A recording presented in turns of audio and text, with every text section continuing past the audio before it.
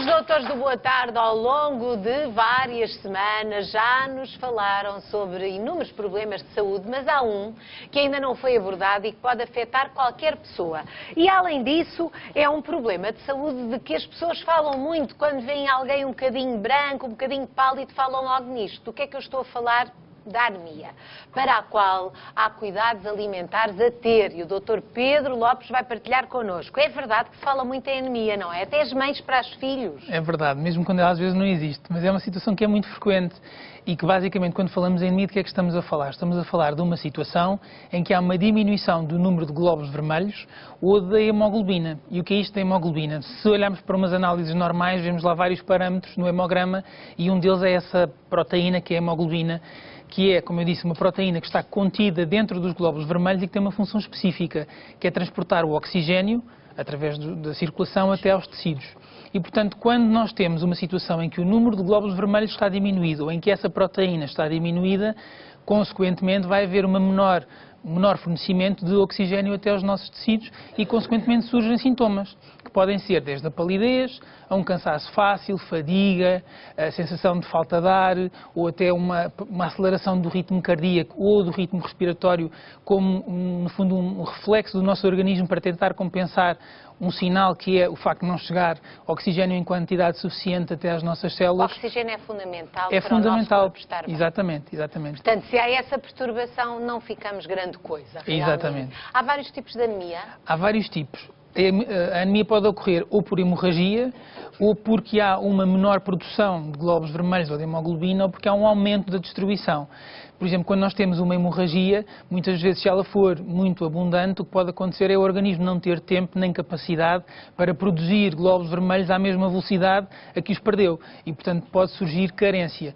E, portanto, nestas situações, normalmente é que surgem aquelas anemias por falta de ferro, que se chamam anemias ferropénicas, ou seja, por falta de ferro. Não pode haver hemorragia sem nós darmos por isso? Temos que dar por isso? Há várias situações. Podemos não estar a dar por isso? Podem, em particular do tubo digestivo.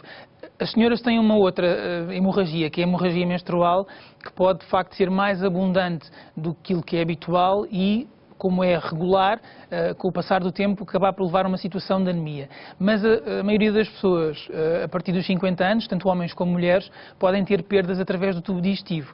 Ou porque têm uma lesão do esófago ou do estômago que vai babando pequenas quantidades de sangue que vão sendo expulsas sem qualquer sintoma, a não ser quando surge então a anemia, a pessoa sente os tais sintomas que referimos há pouco.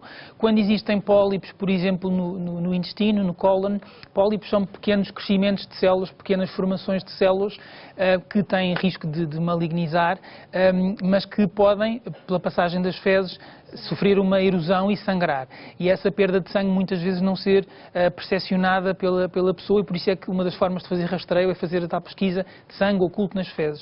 Também situações de hemorroidas são outra situação relativamente frequente, nas pessoas que têm obstipação, por exemplo, que pode levar a perdas de sangue, nesse caso visíveis, mas não suficientemente exuberantes para, perante uma avaliação do próprio doente, levar à anemia. Seja qual for a razão, Dr. Pedro, aquilo que nós comemos combate diretamente a anemia, ou pode combater. É porque os alimentos, a nossa alimentação é uma das fontes mais importantes de ferro, e o ferro é essencial para a síntese da hemoglobina e, portanto, para que ela esteja em quantidades suficientes. Então vou convidá-lo, se calhar, para nos acompanhar, que o Dr. Pedro preparou aqui uma mesa para nós termos a noção.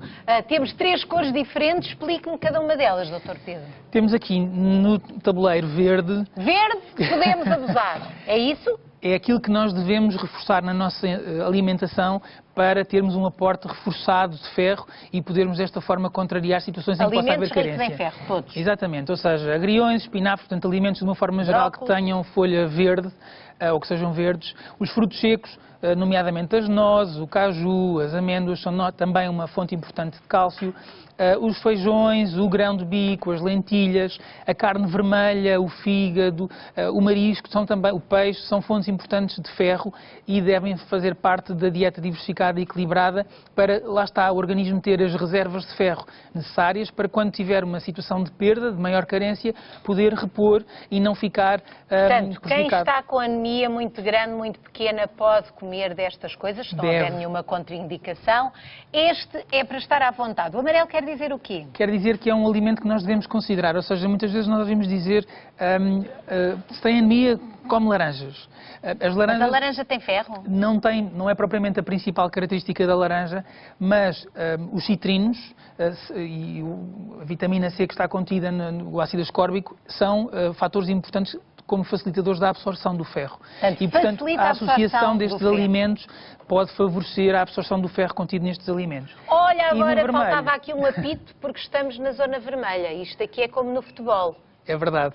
Estes são algumas substâncias que podem comprometer a absorção do ferro e, portanto, contrariar o benefício que poderíamos ter de estar a ingerir alimentos que têm ferro. Comemos aqui uma bela sopinha de espinafres e depois pomos-nos a comer chocolate ou a beber cafés e já estamos a estragar tudo. Exatamente. Sobretudo se conciliarmos isto tudo na mesma refeição, ou seja, se fazermos uma refeição muito equilibrada de um bife grelhado, espinafres ou uma salada de agrião e depois complementamos a refeição com um chocolate, um quadradinho de chocolate e um café ou com um chá, vamos comprometer a absorção do ferro que poderíamos obter a partir dos alimentos. Para outra altura, senão lá se vai o ferro e o ferro é essencial para combater a anemia. Doutor Pedro, estamos com ferro suficiente para nos sentarmos? Sem anemia, vamos aí. Sem anemia, vamos lá, com energia.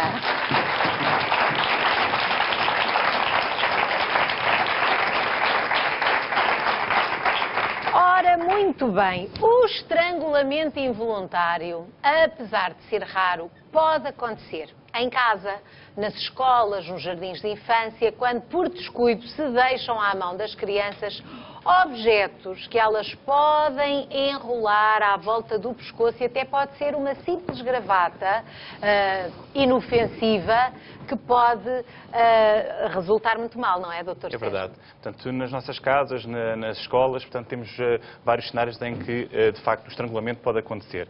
E, começando por uma coisa tão simples como uma corrente para segurar uma chupeta, portanto, este objeto pode estar implicado numa situação deste género. Portanto, estes objetos não estão recomendados. Também, uma coisa muito portuguesa, que é o fiozinho de prata ou de ouro que todas as crianças costumam ter no primeiro ano de vida, também é um perigo. Prata, de ouro, não porque o fio pode ficar preso e causar uma simples lesão local, cutânea, alguma escoriação, mas também pode, de facto, causar um estrangulamento.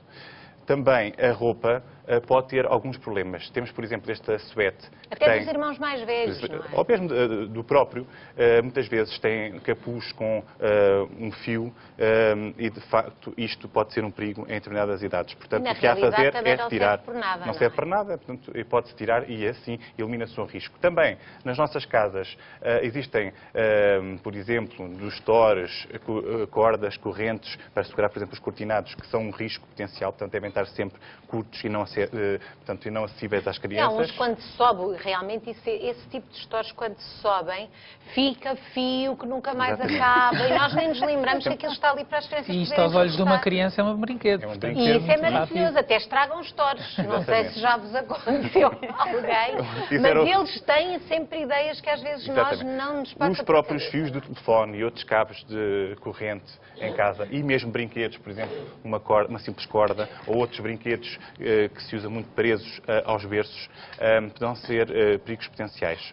Isto tudo, se tivermos em atenção, podemos evitar, portanto, um perigo desses. E quando acontece alguma situação destas, o que é que cada pessoa deve fazer? Vai depender da situação. Em primeiro lugar, temos de ter alguma calma e tentar cortar o fio, se for aceitável e fácil. Às vezes não é, portanto pode ser um fio metálico que é difícil ou um cabo elétrico e aí temos que desligar a corrente, mas de alguma forma eliminar, portanto, esse agente que está a fazer o estrangulamento. Cortando ou às vezes é suficiente só aliviar o peso do corpo que está suspenso nesse fio. Depois, se a criança está consciente ou ainda está consciente, podemos acalmá-lo e a seguir levá-lo ao médico. Se não, se estiver inconsciente, se for necessário iniciar medidas de reanimação, vamos fazer, como já vimos noutros programas, iniciar o suporte básico de vida e levá-lo depois ao médico. Com a chamada respiração boca a boca e não só, e como já vimos aqui, massagem cardíaca, se for preciso. E hospital sempre. Sim, a não ser que seja uma coisa banal, um simples arranhão, mas se houver alguma dúvida deve recorrer ao médico. Pode haver danos que a pessoa lesões não asfixia, inaparentes. mas pode ficar com Algumas danos na zona das cordas vocais até, não é? Por exemplo. Portanto, pode acontecer. Portanto, atenção, não é assim tão raro que isso aconteça, é um problema. É um problema e pode afetar crianças pequeninas, por exemplo, com a simples correia da chupeta, como também adolescentes, por exemplo, pegam na bicicleta ou na moto e vão dar uma volta e são estrangulados por um cabo que está num caminho que não conhecem. Portanto, isto é relativamente frequente acontecer. E existem outros relatos. Inspecionem as casas, tudo o que seja fiozinhos, cordazinhas, tenham atenção ao que têm, por causa de todo o cuidado, é pouco.